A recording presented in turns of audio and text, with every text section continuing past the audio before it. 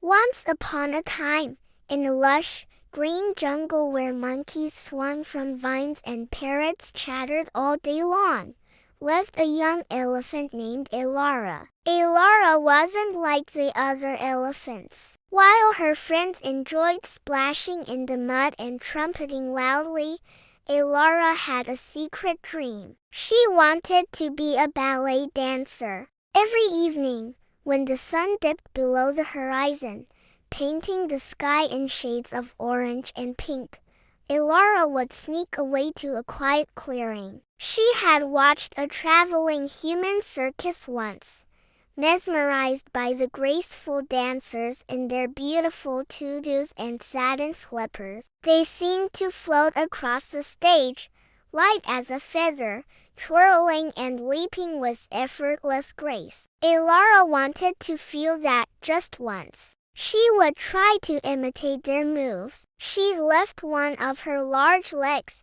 trying to balance on the other, but would wobble and thump back to the ground. She'd attempt a pirouette, a graceful spin, but would only end up dizzy, stumbling into the bushes. The other animals who saw her would giggle. An elephant doing ballet? That's the silliest thing I've ever heard, chattered Kiki the monkey, swinging from a branch above. You're too big, Elara. Your feet will break the stage, squawked Percy the parrot. Their words stunned. Elara would retreat to her clearing, her big ears drooping. Maybe they were right. Maybe elephants were just meant for elephant things. But the image of the dancers, their joy and elegance, was burned into her mind. The music she imagined in her head wouldn't quiet down. She couldn't give up. Not yet. One day, an old, wise owl named Professor Hoot noticed Elara's sad attempts. He wasn't like the other animals. He didn't laugh. He just watched, his large, round eyes filled with curiosity. That evening, he flew down and landed on a branch right above her. What troubles you, little one? He hooted softly. Elara, startled, looked up. Oh, Professor Hoot! It's nothing. It's silly. It doesn't look silly to me, the owl replied gently. It looks like you're trying to dance. Tears welled up in Elara's eyes. I want to be a ballet dancer, she whispered, but everyone says I'm too big and clumsy. They say elephants can't dance. Professor Hoot blinked slowly. And what do you think, Elara? Elara shuffled her feet. I don't know. It feels impossible. The only thing that is truly impossible, said Professor Hoot, is a thing you never try. Your size doesn't define what you can do. Your heart does. If you love to dance, then dance. Don't dance for them. Dance for yourself.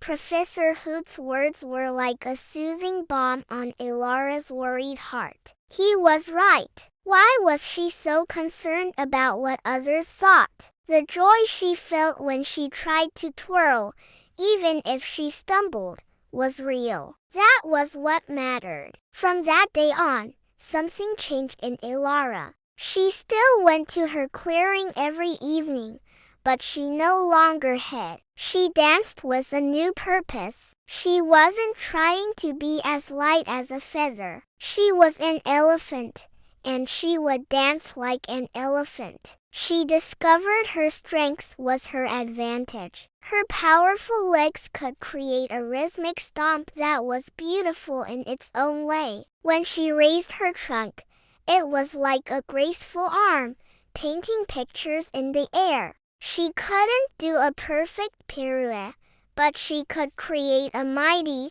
rumbling spin that sent leaves flying in a whirlwind. It wasn't classical ballet, but it was Elara's ballet. It was powerful, it was unique, and it was filled with passion. Slowly, the other animals stopped laughing. Their mockery turned to curiosity, and then to awe. Kiki the monkey stopped chattering and watched, captivated by Elara's powerful movements. Percy the parrot stopped squawking and tried to mimic the rhythm of her stomps with his wings. They had never seen anything like it. One evening, Leo the lion, the king of the jungle, was passing by and heard the unusual, rhythmic thumping. He followed the sound and saw Elara dancing in her clearing, surrounded by a silent audience of jungle creatures. Her eyes were closed,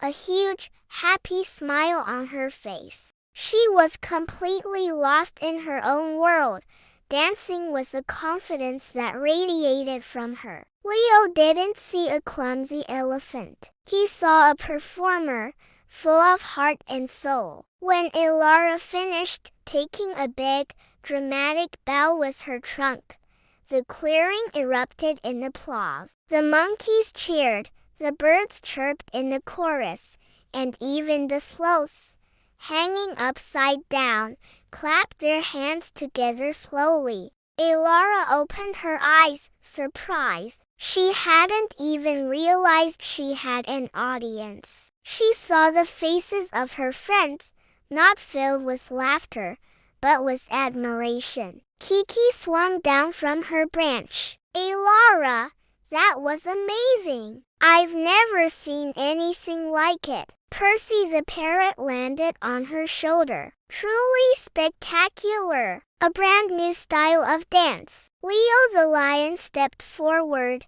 his deep voice commanding silence. Elara, he said, his voice full of respect. You have taught us all a valuable lesson today. It is not our shape or our size that determines what we can achieve, but the size of our dreams and the courage in our hearts. You didn't just learn to dance. You taught the whole jungle how to dream. From that day on, Elara's clearing became the jungle stage. She became Elara the elephant dancer, and she was a star. She taught the other animals that it was okay to be different. The hippo learned to sing opera, his deep voice echoing across the water. The giraffes, with their long necks, created a form of synchronized swaying. The jungle became a place not just of survival, but of art and expression. And Elara, she never wore satin slippers or a tutu. She didn't need them. She danced with the earth beneath her feet and the stars above her head, a testament to the idea that you can try anything, no matter what you look like, no matter what anyone else says. She proved that the most beautiful dance is the one that comes straight from the heart. The story of Elara the dancing elephant reminds us all that we shouldn't let others' opinions, or even our own doubts, stop us from pursuing what we love. Whether you want to climb a mountain, write a book, or dance ballet, your body is your instrument, not your cage. Embrace who you are, with all your unique qualities, and let your passion guide you. You might just surprise everyone, including yourself. Thanks for watching our story today. If you enjoyed Elara's journey, don't forget to like this video and subscribe to our channel for more inspiring tales. What's a dream you've been afraid to chase? Let us know in the comments below. Keep dreaming big, and we'll see you next time.